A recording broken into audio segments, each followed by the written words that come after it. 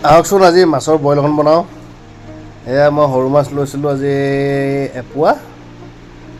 এয়া তাকে অকণমান দেখাওঁ। এইখিনি ফ্ৰাই কৰিবলৈ ৰাখিছোঁ এটা বাতিত, আৰু লগত ঔটেঙা কচু, এয়া ঔটেঙা কচু দি দিয়া হৈছে। কচু আৰু ঔটেঙা আছে, এনেদৰে আজি ডাইৰেক্ট বইল বনাওঁ। এতিয়া মই সৰু মাছটো ফ্ৰাই কৰি লওঁ, তেল অলপ দি লৈছোঁ। মাছটো ফ্ৰাই কৰি আছোঁ, যিহেতু সৰু মাছটো এনেকৈ ফ্ৰাই কৰি খাই বেয়া নালাগে। মিছা মাছ অলপ ৰঙাকৈ ফ্ৰাই কৰিম ইয়াক। এয়া মোৰ পানীৰ পৰা উতলি আছে। এতিয়া ইয়াতে এয়া কচু সিজি গৈছে দেই, গুটি টেপু কচু উঠিছে। টেপু কচু ঔটেঙা দাওঁ লগতে। এয়া মোৰ মাছ ফ্ৰাই হৈ আছে।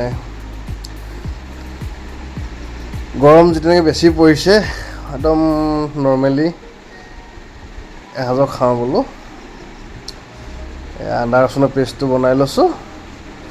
এইকেইটা পৰা উতলি আছে, ইয়াতে দি দিছোঁ। আদা ৰচুন ঢালি দিয়া হৈছে। এতিয়া অকণমান হালধি দিয়া হ'ব, একদম নাংমান আৰু অকণমান আৰু যাতে জাষ্ট কালাৰটো আহিবৰ কাৰণে। এয়া এতিয়া মাছটো দি দিয়া হ'ল, যিহেতু বইল হয়। ইয়াক এতিয়া 10 মিনিট বইল কৰিম আৰু নমাম আৰু। এয়া মোৰ 10 মিনিট হৈ গ'ল, পূৰা উতলি আছে।